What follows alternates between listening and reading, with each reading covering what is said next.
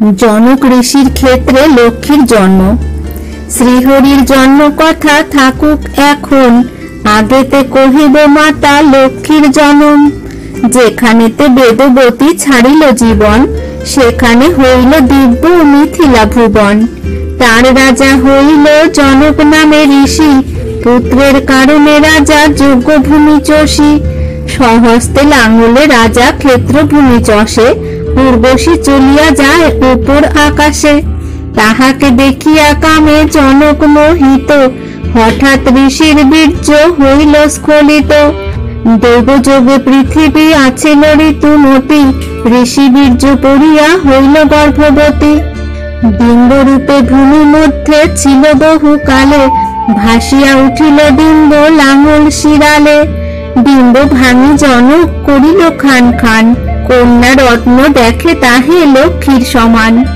উমা উমা করি কান্দে যেন সৌদামিনী, আচম্বিতে আকাশে হইল দৈববাণী। ক্ষেত্রভূমি হতে এই কন্যার জনম, তব কন্যা বটে এই করহ পালন। শুনিয়া জনক বড় হরিষ অন্তরে, কন্যা কোলে করি তবে আইলেন ঘরে। দেখি কন্যা রাজরানী জিজ্ঞাসে তখন, দুঃখ দিয়া কাহারে আনিলে কন্যাধন? জনক বলেন, ক্ষেত্রে কন্যার জনম, মম কন্যা বটে তুমি করহ পালন। অপত্য নাহিক স্নেহ বাড়িল অন্তরে, দিনে দিনে বাড়ে লক্ষ্মী জনকের ঘরে। ঘন কেশ পাশ তার যেমন চামর, পাকা বিন্দু ফল তুল্য তার ওষ্ঠাধর। মুষ্টিতে ধরিতে পারি তাহার কাকালি, হিঙ্গুলে মণ্ডিত পাদ পদ্মের অঙ্গুলি। পরমা সুন্দরী কন্যা যেন হেমলতা, সীতাতে হইল জন্ম তাই নাম সীতা। লক্ষ্মীর রূপের কিবা কহিব তুলন, যার রূপে ভুলিলেন প্রভু নারায়ণ। যেই জন শুনে এই লক্ষ্মীর জনম, ধন পুত্র লক্ষ্মী তারে দেন নারায়ণ। কৃত্তিবাস পণ্ডিত কবিত্বে বিচক্ষণ, গাহিল আদি কাণ্ডে লক্ষ্মীর জনম। দশরথের যজ্ঞ সাঙ্গ ও যজ্ঞের চরু তিন রানীর ভক্ষণ এবং তিনের গর্ভে নারায়ণের চারি অংশে জন্ম বৃত্তান্ত। মিথিলায় হলো যদি লক্ষ্মীর উৎপত্তি, অযোধ্যায় জন্ম লতে যান লক্ষ্মীপতি। দশরথ যজ্ঞ করে একই বৎসর, যজ্ঞস্থলে আসি দেখা দিলেন শ্রীধর। শঙ্খ চক্র গদা পদ্ম চতুর্ভুজে কলা, কিরীট কুণ্ডল কর্ণে হৃদয় বনমালা। এই রূপে আসি দেখা দিল নারায়ণ, কেবল দেখিল ঋষ্য শৃঙ্গ তপোধন। মুনি বলে, দশরথ তুমি পুণ্যবান, তব ঘরে জন্মিতে আসিল ভগবান।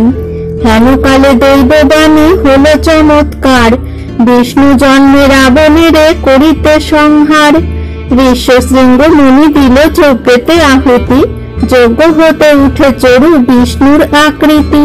বিষ্ণু মন্ত্রে ঋষ্য শৃঙ্গ তাতে দিল কাঠি, তাতে ফেলে দিল অন্ধকের ফলকুটি। সেই ফলে নারায়ণ করেন প্রবেশ, চরুতে মিশ্রিত হন প্রভু কমলেশ। তুলিলেক চরু মুনি সুবর্ণের থালে, দশরথ হাতে দিয়া কহে শুভ কালে।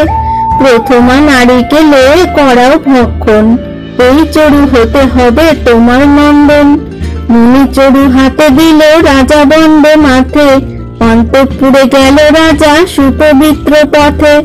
কৌশল্যা কৈকেয়ী তারা মুখ্য দুই রানী, এক ভাগ ছিল চরু হইল দুইখানি। অগ্রভাগ দিল রাজা কৌশল্যা রানীরে, শেষ ভাগ খানি দিল কৈকেয়ী দেবীরে। চরু দিয়া যজ্ঞশালে দশরথ গেল, হেমকালে সুমিত্রা সে কাঁদিতে লাগিল। ঊর্ধ্বশ্বাসে আসি কহে নিঃশ্বাস ছাড়িয়া, রাজা কাছে অপরাধী কিসের লাগিয়া। শুনিয়া কৌশল্যা রানী হয়ে দয়াবতী, বলিতে লাগিল রানী সুমিত্রার প্রতি। মনে মানিয়াছি যেন তিনটি ভগিনী, আপন হইতে অংশ দিব অর্ধখানি। ইহাতে তোমার যদি জন্মে নন্দন, আমার পুত্রের সনে রহিবে সেজন। সুমিত্রা বলেন, দিদি, এই দেহবর, মম পুত্র হবে তব পুত্র সহচর। অগ্রভাগ কৌশল্যা রাখিয়া নিজ ঘরে, শেষ ভাগ দিল তবে সুমিত্রা দেবীরে। তাহা দেখে বসিয়া কইকেয়ী ক্রূরমতি, কপটে ডাকিয়া কহে সুমিত্রার প্রতি, তোমারে চরুর অর্ধ অংশ দিব আমি। সুমিত্রা ভগিনী, এই সত্য করো তুমি, আমার চরুর অংশে হবে যে নন্দন, আমার পুত্রের ভৃত্য হবে সেই জন। সুমিত্রা বলেন, দিদি, করিলাম পণ, তোমার পুত্রের দাস আমার নন্দন। এই বলি শেষ ভাগ দিলেন তাহারে, তিনজন খাইলেন চরু একবারে। এক অংশে নারায়ণ চারি অংশ হয়ে, তিন গর্ভে জন্মিলেন শুভক্ষণ পেয়ে। হেথা যজ্ঞ সাঙ্গ করি রাজা দশরথ, হেথা যজ্ঞ সাঙ্গ করি রাজা দশরথ, ব্রাহ্মণের ধন দান করে বিধি মতো।